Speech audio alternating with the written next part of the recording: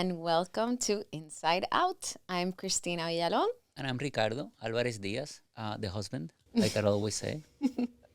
And you're my wife, right? Because you never say that. You can say I'm also the wife. I'm wife. Wife. Whose wife? Wife, mom, boss. I would say boss. I should wear wife. that shirt. I'm going to wear that shirt next Okay, time. but anyway, let's just say hello. I did. Okay, good. So we're today in Inside Out, we're gonna talk about entrepreneurship. I think that Awesome. in other podcasts we talked about our experience, a little bit about the importance of what you need to know, I guess, in order to become an interior designer or an architect. But I think that another very important piece of the pie is having an entrepreneurship mindset, and I think that applies to any profession, to be honest with you. But this is our profession, so we're gonna talk about it in relation to ours. So, how can you describe and what is it for you having an entrepreneurship mindset? For me, I would say it's saying yes and then just figuring it out. I agree with Yes, that. gonna Yes. figure it out. Yeah. So How do you say that everything's figureable? everything is figure outable. There you I go. did not coin that phrase. That is from Mary Forleo. Okay. I love her. I know you do. I highly recommend her book if you haven't read it. Everything is figure outable. She also has a podcast. And this is not a paid advertisement. I just love her. So yeah, but I think entrepreneurs share that DNA. I think that they want, they get excited about solving problems, Right. and it's all about figuring it out. It's kind of like Right. the journey, Right. So Well, screw it, let's do it. right. Do you consider yourself a natural entrepreneur, or that's something you have to work at? That's a good question. I think I definitely have some entrepreneurial qualities in me innately, but there's definitely things that you learn as you go. You kind of learn how to become a better entrepreneur, because I think there's a lot of things. Like a startup is very different from then scaling or building the business. Right. So it almost requires, I would say, a different set of skills. But that go to yes, let's do it attitude is always comes in handy. Well, is that like a hustler mentality to some degree? Is that what you're A describing? little bit, yeah. Kind of like, let's do it. Let's figure it out. Let's, by any means necessary. Well, As long as you're not hurting anyone, right? Jesus. But okay, okay. so I'll use I think that you're a natural entrepreneur. Well, I didn't. Well, I wasn't sure I was. No, I think you. Or no. I don't disagree with you. I'm saying that I don't think that I saw myself as an entrepreneur. Remember, that is a word that people use a lot today. Okay, I'm a little older than you, so when I was growing up, being an entrepreneur was not part of the lingo. No, you wanted to be a professional in something. So they'll say, hey, you want to be a doctor, you want to be a lawyer, you want to be an architect. And I'll say this. I think that any architect out there that are very good artists when they were kids and they were drawing, rarely your parent is going to be like, hey, you want to be a great artist, right? No, they will be like, how about an architect? Because at least he could make some money. So I understand that. But I'll tell you, and I'm sorry I interrupted you, but I'll tell you a story that happened to me that made me realize that I was an entrepreneur. I think I had some qualities. At the time, I didn't understand it. I'm saying a little bit later. But and before I even say that, I'm going to tell you a couple things that you and I may disagree on, because I think that being an entrepreneur is saying yes and trying to figure things out, but not overpromising. And I'm going to tell you something about that. Because when you overpromise something, you can lose your credibility very quickly if you don't achieve it. I agree. And one of the challenges or the problems that I see lately is that, when you say things like fake it until you make it. I hate that phrase. I hate that phrase because in a way it's telling you that you could be full of crap, and then you could actually, talk your way into something that you didn't earn, So that's why I'm a little sometimes, maybe it's just the wording. but I think what you mean is that when you have an entrepreneurship mindset, is that instead of the first thing is no, that's complicated.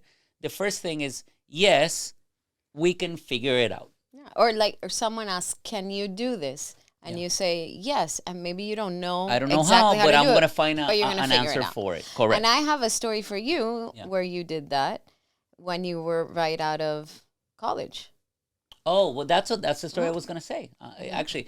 But the reason I made that caveat before we got into the story is because I remember in college, my freshman year, saying things, yes, I'll do that, and then not doing it. And then I remember the feeling of being... a letdown? Wow, that's a... No, I wasn't thinking of the word letdown. I felt personally that I was... BSing. Well, yeah, I mean, I was looking for a different word, but sure. I was BSing, but I was disappointed that I overpromised something that maybe I didn't work hard enough to deliver. And I think that's the difference. I think that when you're a true entrepreneur, you work your butt off. Once you said yes to make it happen. And the difference between the person that's completely full of crap is a person that says yes, but they expect things to kind of happen because they deserve it instead of working for them. And like I've always said, in life you never get what you deserve. You get what you negotiate and what you work for. So that's why I wanted to make that caveat, because just like you, I don't like the make it or fake it till you make it. I hate because that word. I don't like that one. I hate that word. But yeah, I will use the example, maybe you want to tell it, of what happened when you were getting your job. My first job at in New York. Yeah. What happened was that I didn't have one of the skills that actually we mentioned in another one of the podcasts, that when you graduate from architecture school, the best way you could put yourself maybe in a place of success is having real profound knowledge or technical knowledge in many of the computer programs. And you have at the time it was AutoCAD. Well, right, but this is 1996. So when I came out of college, during my interview, they asked me if I knew AutoCAD, and I said yes. I had no idea how to use AutoCAD. I knew the program, but even in college, they didn't really teach us. They taught us two things.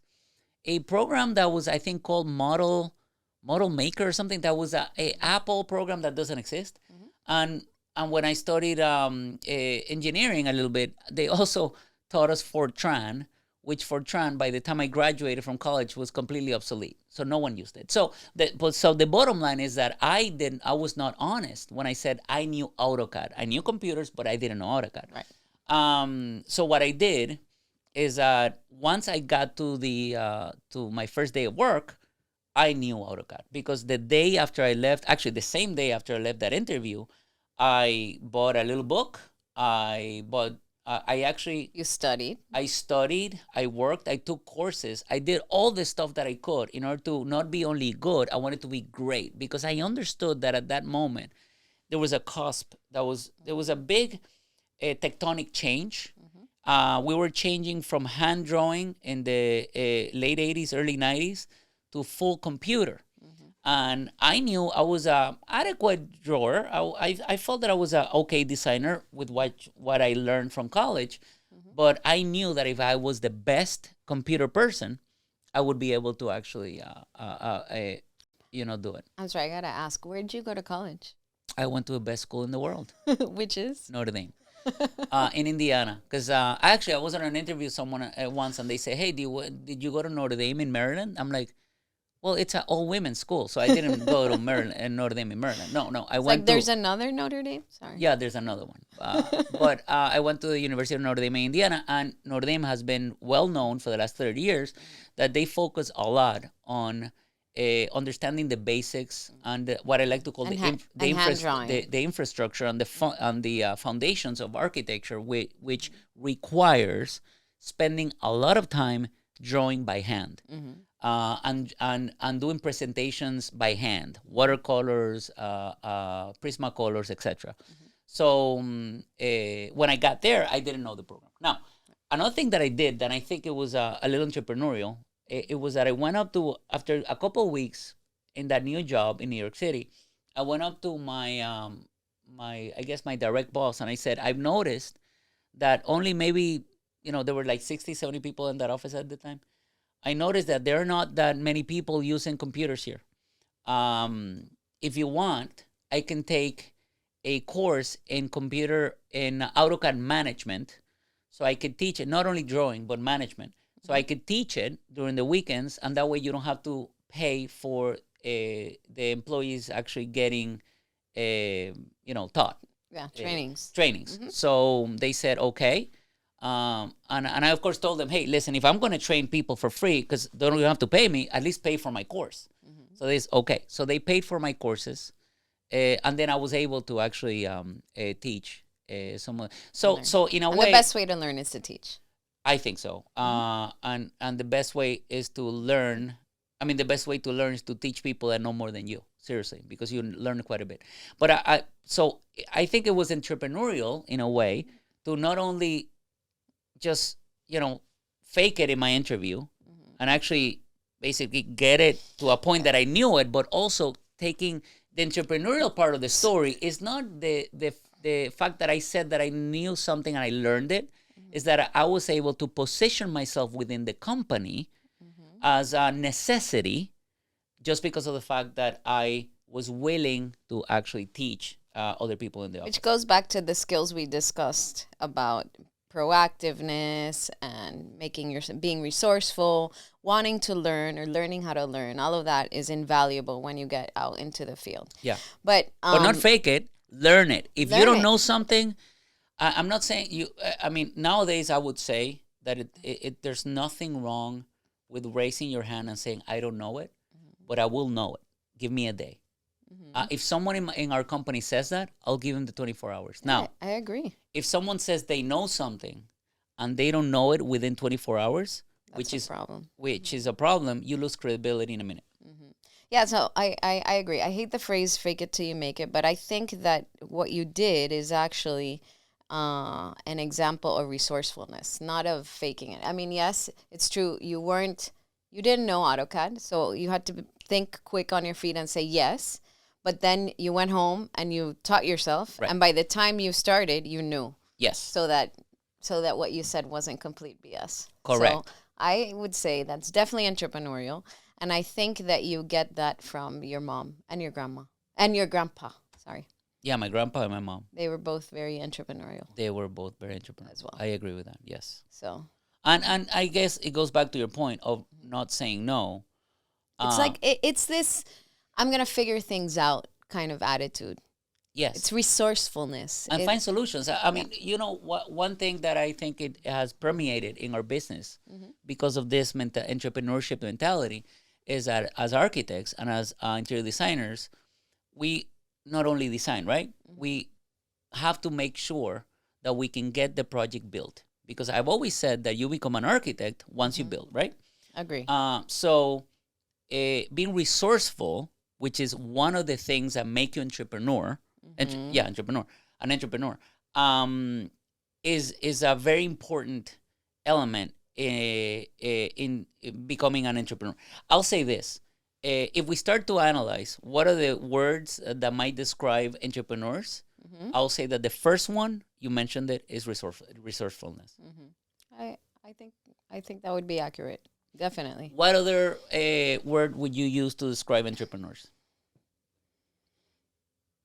Well, the word that came to mind was hustler. Yes. But not in a bad sense. Just kind of like you hustle, like you work really hard. Right. Right. You're not really, inulting the profession of being a pimp. Right. I'm assuming. No. Oh, okay, good. And you're a risk taker. I think that entrepreneurs are risk takers. They're not afraid to take risks and again figure things out that you don't know and figure it out. Actually, I think you and I don't know if you were asleep, because one of the things that happens in our marriage is that when we choose to watch something, Cristina falls asleep in 5 minutes, so it takes me a month to see a 2-hour movie. So what were we watching this time? We were watching. I was watching the documentary the Ted Turner documentary. Oh, yeah. So I think I stayed awake through most of that. It was great. But I was kind of in and out of sleep. But But it was great. It was a good documentary. It was a documentary because it was more, and it was very transparent. I would say that it was very vulnerable, which is something that many people don't feel comfortable, especially when you reached the level of success that someone like Ted Turner had. But I remember in the documentary that he was, someone came up to him in the mid-70s and said, hey, I want to sell the Atlanta Braves, the owner of the Atlanta Braves. Would you buy it? And he had no money, literally no money. And he said, sure, I'll buy it. So he said yes, and then he figured out how to do it. And the way he did it, it was interesting. They said to him, I'll sell it to you for $10 million.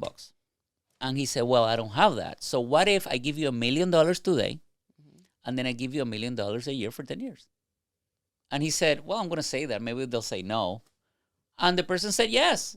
So the fact that... So then he only had to find $1 million. So it became, instead of finding $10 million, it became a much more achievable goal, finding $1 million.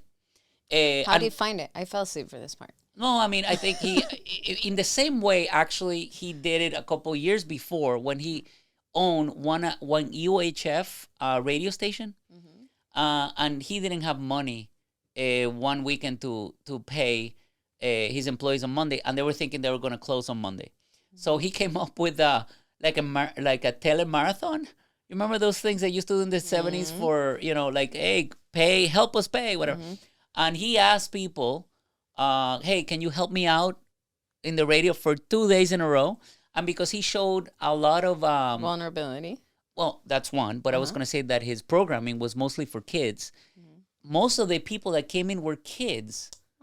And he raised $25,000. And he paid every single one of those people within 4 years. And that's how he was able to survive that first time he was going to lose his business. So to your point, in order for you to be an entrepreneur, you need to say yes, and then you need to find solutions. And some of those solutions it may be completely off the wall. So I would say first resourcefulness, but also creativity. There's a lot of creativity in business that comes with it, which was, and again, we don't want to make this whole conversation about Turner, but it is a very good... Did we talk about that skill as one of the skills? I think creativity, in a previous episode, we talked about skills that you need out of school. And I think that creativity is very much we talked about it, but I think there's the misconception that when you say creativity for an architect or interior design, it's mostly just about design. Right, yeah, right. Yeah. No, you can be creative in many ways. And I think, actually, if we bring this back to our business, yes, one of the things that we've done well, or maybe done a little differently from others, is that we've always had this entrepreneurial mindset as we approach projects with our clients. Because it's not only about the design. Design is a part of it. It's very important, but it's this mentality of what's in it for them, right? So your client comes to you and they're looking for a service. And you need to be able to put yourself in their shoes and not only understand what they need from you design-wise, but also what they need to make that project a reality. And so we're always thinking about and looking at not just what they're asking from us in design, but what do they need for this project to be financially viable, to make it a reality. And to make it a reality. And it always goes back to the point that you are a professional once you build. We want to get it built. And you want to get it built. And by the way, there's a very selfish reasons for it. I say the word selfish somewhat jokingly, but you cannot claim that you can impact people by creating places of purpose if you don't actually build those places. Because I don't understand what kind of impact I can have in the building environment if it doesn't get built. I agree 100%. I can make a lot of money by doing a lot of design work, and that's great. Paper architecture. And that's fine. But that's not our business model. Our business model is to make sure we can actually get to a point in which we can, benefit or influence in a positive way people's lives. And that comes with actual building something. So, well, and that housing, it's one of the basic needs. Right, but housing and safety. Sure, but I'm not talking about housing specifically. I'm talking about making sure that we build something, and that is finding creative ways to get from A to Z. Why? Because if I'm hired, to your point, as an architect, an interior designer, and we're supposed to do only a service, we'll provide the service. We're going to get paid for it. But we, with our entrepreneurship mentality, we do a lot of other things that are outside of the traditional, industry purview of architecture and interior design, to help or to partner or to facilitate the investor, the client, whoever, absolutely, to get it done. I think that's so important, because I don't know how many times, unfortunately, and this is a constructive criticism, I think, to the industry, but we've been approached by people who have hired other professionals, and for whatever reason, what they have in their hands, they have a design that they paid for, but that design can't get built, either because they didn't take into consideration certain code regulations, or permitting wise, there would be some hurdles to attend to. But by the way, I hate to interrupt you, but the code issue is a lack of professional issue, a good professional issue. Now, I think that what I want to focus in is the things outside of what is required from the architect, because an architect is required to design something up to code. An architect is is expected to work with the permitting process. So, but what I mean is this: financing. If I have a client coming up to me and say, I have a budget of $100 million, and this is my program, and I see the program, and I realize that the program is potentially going to cost a lot more, $200 million, I could do two things. I could design it as he or she wants, and then just bill for those services, and know that that design was never going to get built, or go up to the client and say, hey, listen, I'm sorry, but there's a disconnect between your vision and your budget. And we could do a couple of things. We can help you maybe raise some more capital to have a bigger budget, or B, we can help you work with the program to make it a reality. And the fact that we are able to actually raise capital for some of our clients, and we're able also to do the financial modeling for the clients, to even before we go from concept to schematic, that's when I think that's a very much an entrepreneurial mentality, because it's all about how can you get things done, and I think add value, and to add value. But I think I don't remember which podcast you mentioned it, but what Obama said when we were down in Chicago, he said the key is to get people to get things done, and you sometimes, part of the entrepreneurial role is to basically just focus people and get them to get things done. So I would say that if the first is what were the three? One is resourcefulness. The second one is creativity. Well, risk takers. That's the third, and then I'll add the fourth, focus. They need to be focused in one thing that they want to do and get it done. And it reminds me of someone like Steve Jobs, because he said, why have 20 different products when you could do and do them all okay, or do two that are incredible? So that is also a very entrepreneurial mentality, because you have to understand what is it that you do great. I don't know. Well, you do many things great, because I have to say that because I'm married to you. That's sweet. But Thank yeah, you. yeah, I appreciate it. But the reality is that in general, if you are a polymath, you can do a bunch of things okay, but doing a bunch of things great is hard. So if you're able to focus only on one thing and get that done correctly, maybe later you could move to something else. Which brings me to something else, which is this need for constant improvement. Yes. I think that when you're trying to constantly improve your craft, or be more efficient, be more effective, add more value, analyze the process, the system, make it better continually, that's a very entrepreneurial thing to do. Yeah. Because it's streamlining. Right. And in order to scale, in order to grow, you need to streamline, and you need to get really, really good at something, so that whatever you're offering is of value to as many people as possible. And they're willing to pay for that service or product. Well, I think you've always said this. At some point when we were, when we joined both firms, yours and ours, well, yours and mine, yes, and now it's ours. One of the things you said is that we need to identify what we're great at, because my mentality was different than yours. When I started in 2001, I was everything to everyone. I would not say no in an entrepreneurship style, but at the same time, I liked a little bit of focus, because I wasn't really thinking of thriving.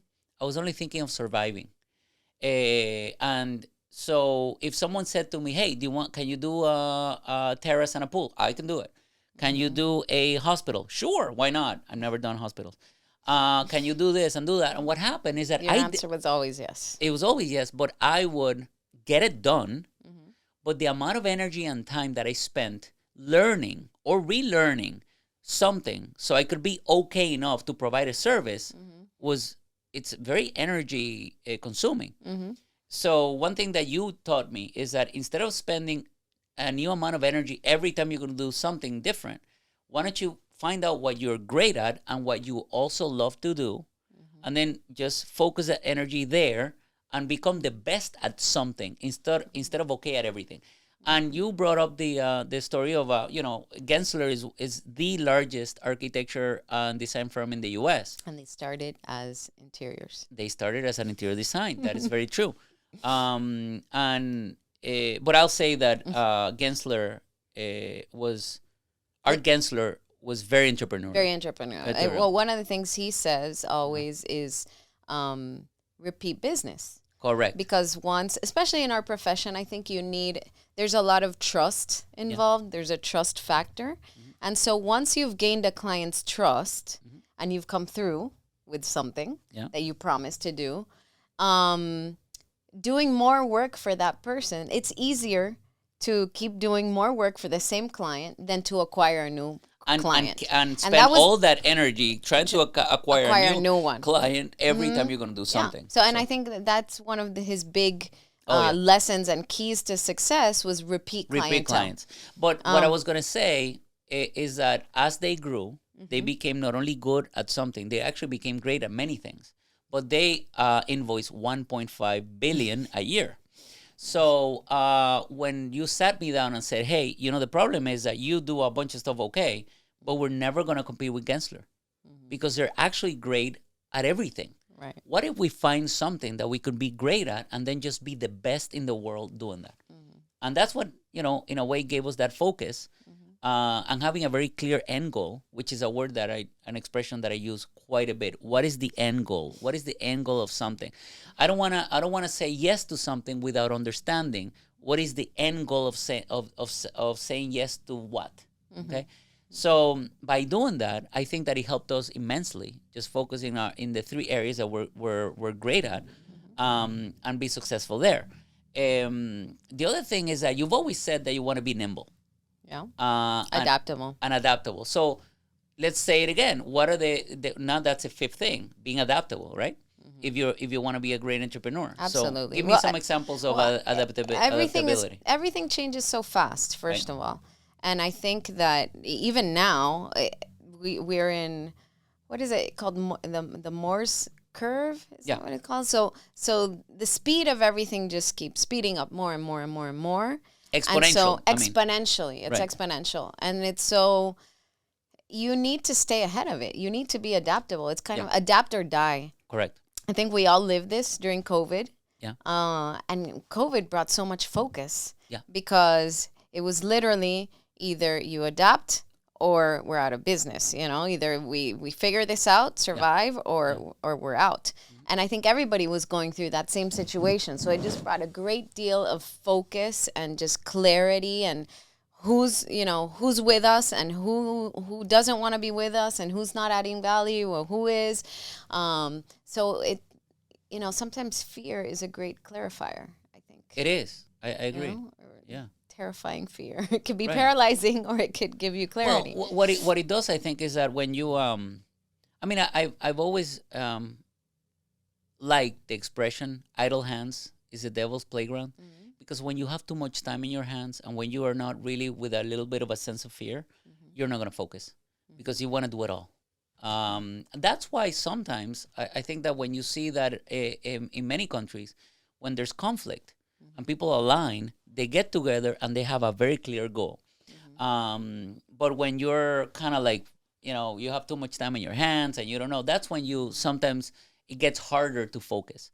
But adaptability is one of them. And I think I've always said this expression It's that one of our values. it is one of our values. And I've always said that I am the opposite of a cruise ship. We are the opposite of a cruise ship. If someone falls in the water and they're on a cruise, by the time the captain and people think about it and then they go around, whatever, that person's dead. Okay, They drowned. We are Boston whalers. I mean, I will pick up that person and maybe pick up 15 other people in the way. So that means that we're flexible, and as we've gotten big and nimble, but as we've gotten bigger. Now the other challenge is how can we remain culturally nimble, creative, resourceful, and so forth, without necessarily falling into the institutional mentality, which is the killer of entrepreneurship. It's the big challenge. And actually, two of my Stanford professors wrote this book. It came out lately called The Friction Project. And the whole premise is that as entrepreneurs, or as the founder of a CEO of an organization, your job is to identify all the friction in your organization and be a friction remover. Okay, and then there's not only a friction remover, but there's certain places where you can deliberately add friction on purpose to basically discourage what you don't want to happen and encourage what you do want to happen. So you want to make the things that you want to happen frictionless, and you want to eliminate the friction, and things that you do want to happen, maybe on purpose add friction. So basically you're saying that the reason you got rid of me as president of the company and you're the CEO is because I brought too much friction? Is that what you're saying? I'm totally not saying that, no. But I No. that's what I'm getting out of that. No, I'm not saying that. Okay. No, But I mean, but jokes aside, though, it is true, and I'll say this. There sometimes, especially as you grow. Yeah. You have to be self-aware enough to understand what kind of leader you are and what kind of company you have. Yes, but before we get, that's one topic, but only on the topic of friction. Yes. So as you're growing an organization, there are certain things that maybe you've grown accustomed to doing because you've always done it that way, or that's the way that you learned to do it, and you were doing it a certain way.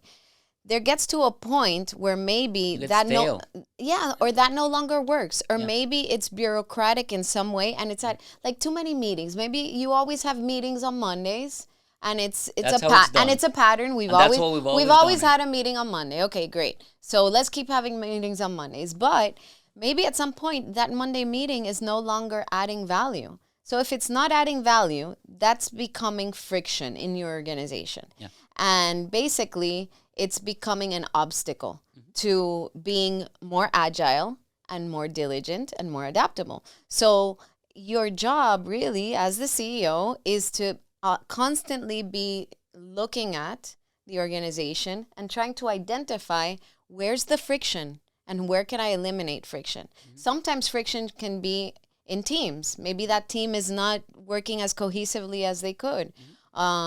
It can represent itself in many different ways, but I think the key or the challenge is to figure out what the friction is and how do I eliminate it.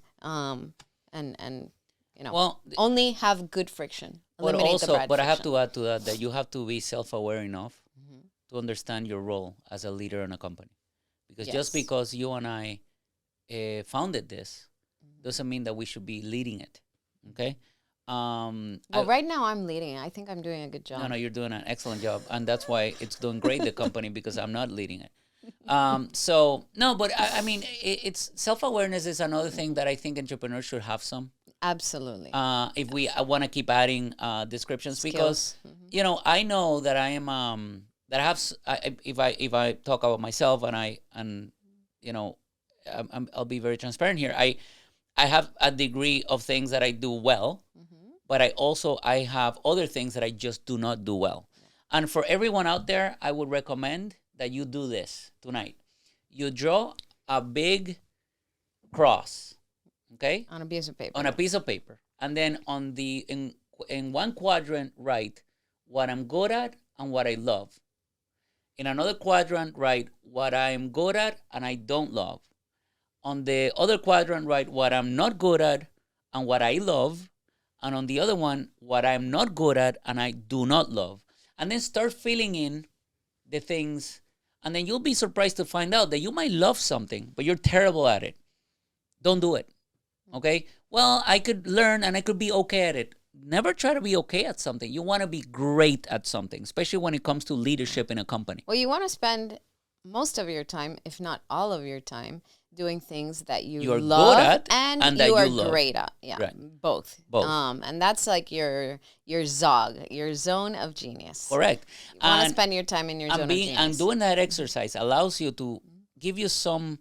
That's why it's really called the Johari window, because you're looking through a window of yourself and then trying to find out and be self-aware of what your talents are, and then identify the people that are going to fill those gaps that you already know that you are not great at and that you do not love, or that you love it but you're not great at. And There's things that you should delegate and things that Yeah. you should train and things that you should outsource.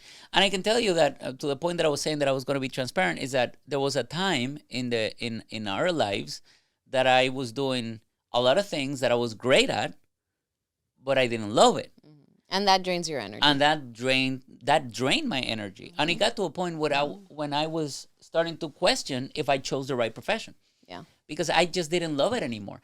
It wasn't because we were not doing great.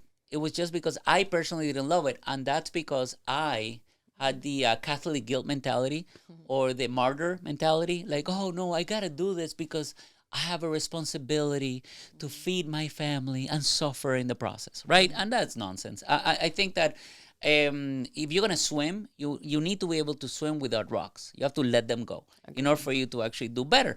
And to my point is that as soon as we started to identify that just what got us here will not take us there, that's when I started to realize that I needed to change my role within the company.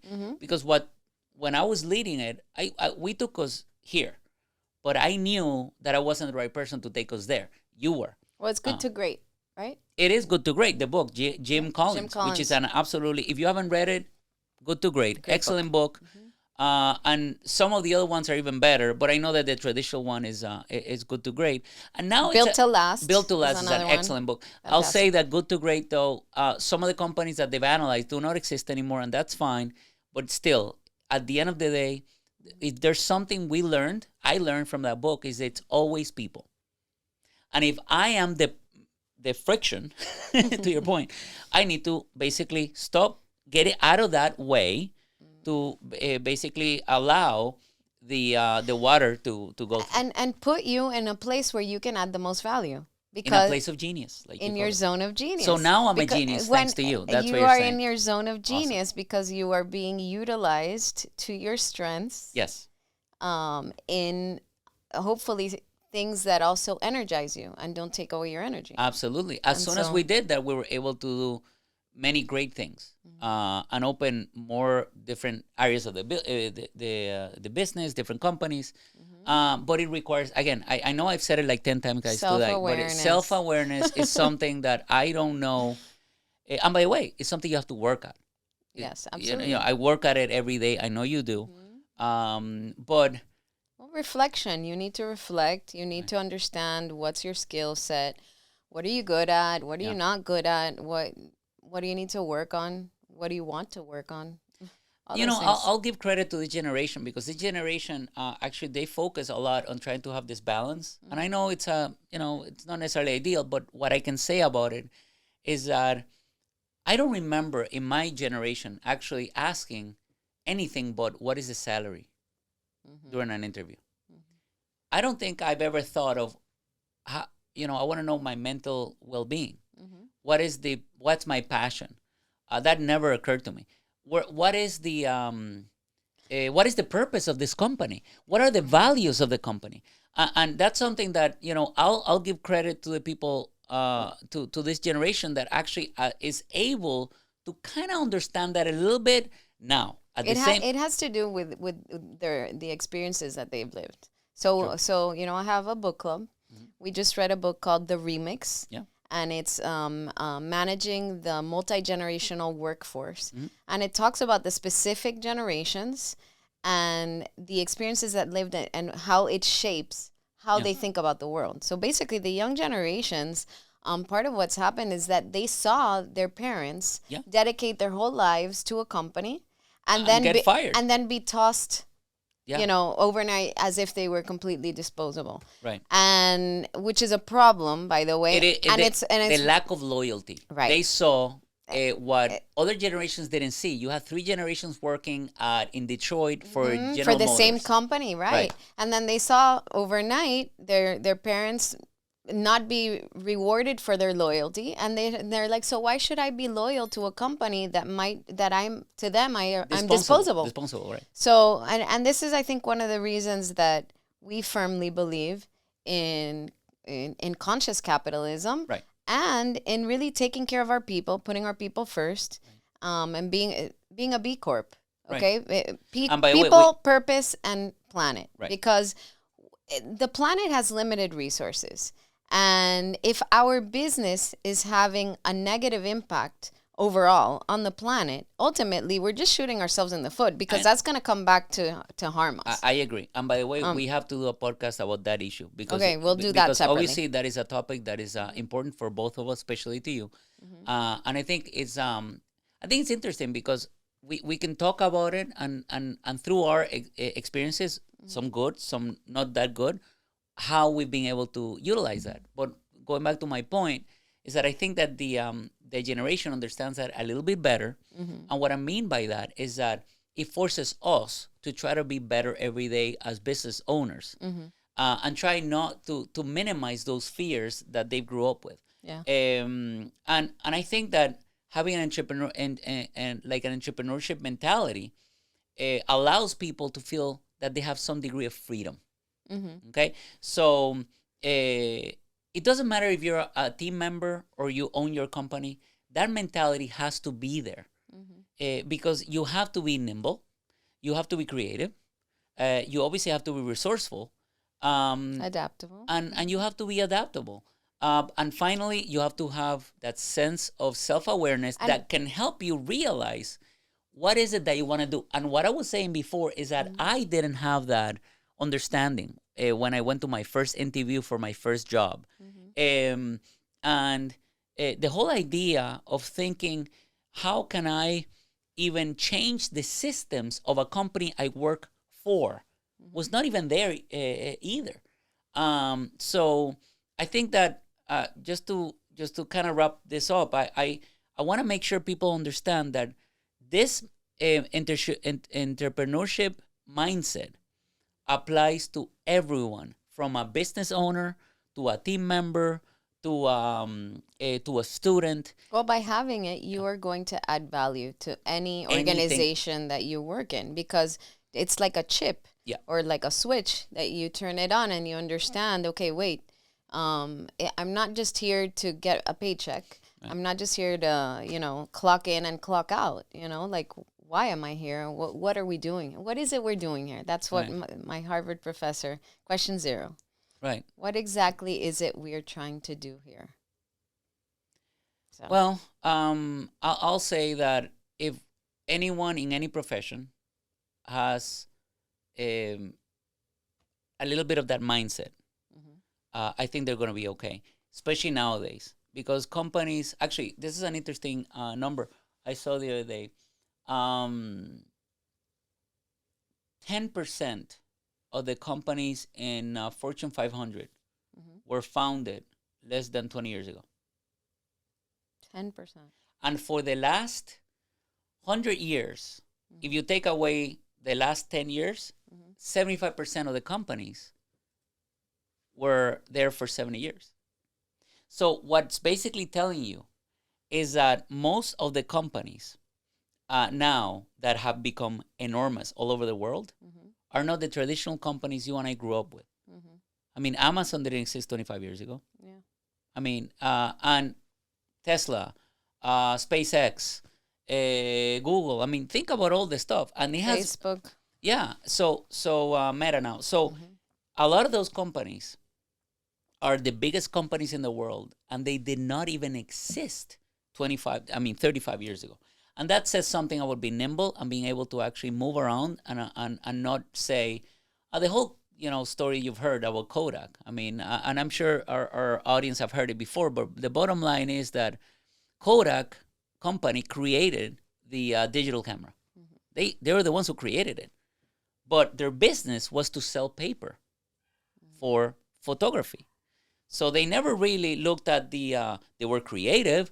They were able the research and development create something special, but they were not able to be entrepreneurial about it, because this is the way we've done things for 70 years. We sell paper. And instead of disrupting themselves and owning that space, they were disrupted. They were disrupted. And of course, Blockbuster is another excellent. They went out of business. And by the way, they were valued in over $2 billion in the 70s, which was a lot of money, and they were sold in 2012 for $20 million. And the people who bought it only bought the brand, basically. So, wow. I mean, not being nimble enough and understanding and being self-aware, which gets harder and harder when you continue to be bigger and bigger and become a big cruise ship. That self-awareness and that level of fear is something that I've always seen with entrepreneurs. Entrepreneurs are always afraid of failure. I am. You know that. I always feel that I'm going to fail tomorrow. They're not afraid of saying no and getting stuff done, but they're afraid that at any time they're going to lose everything. Right. But I don't think that's failure, because I think entrepreneurs want to fail because that's the way they learn. It's a first attempt in learning. So it's kind of like, it's like the experimentation mentality. No person is going to go into a business knowing that they're going to fail. That is an aftermath of learning. But I can tell you that every business venture that you and I do it. And I know we're going to work our butts off. I'm not afraid of, I'm not thinking that I'm going to fail, but because of my fear of failure, I'm going to do everything in my power not to fail. And by the way, if you ask any entrepreneur, they'll tell you that they're afraid of losing everything tomorrow. That's why they have to work their butt off to make sure that they don't lose it. Well, my favorite entrepreneur, Sarah Blakely. Yes. If you don't know her. She invented Spanx and now Sneaks. Right. Sarah Blakely. I was listening. She bought the shoes, guys. They're awesome. I'm gonna wear them. I'm gonna wear the shirt and the shoes at the next podcast. They're horrifying. I'm sorry, them. Sarah. No, they're sneaker heels. They are awesome. But we gotta go. But we're gonna talk about Sarah. Okay, Blakely. we'll talk about it next time. I'll bring my Sarah Blakely story. Yes, but I'll say this: being afraid. And that have basically a little bit of failure, or being afraid of a failure, is a great way to force you to work harder. At least in my experience, because you know how I am. Every day I wake up thinking I'm gonna lose everything tomorrow. I mean, and I know my kids, and you think that's no way to live. That's no way to live. You have problems. I do have problems, but you chose me, so now you have another problem. But anyway, you're my problem. I know you're my. I'm a very anxious man. Cristina was never anxious, and now she cannot live. Now I have high blood pressure. You're welcome. You're welcome. You see that? At least you know you're alive. Okay, but listen. I mean, I think that what we wanted to focus on today is entrepreneurship. Quickly, let's go through it. Number 1, you have to be resourceful. Number 2, you have to be creative. Number 3, you have to adaptable. Number 4, risk taking. 5, self-aware. Thank you. Yes. and a little bit afraid of failure. Anyway, so thank you guys. I appreciate you listening to us today. And remember, transformation begins from the inside out.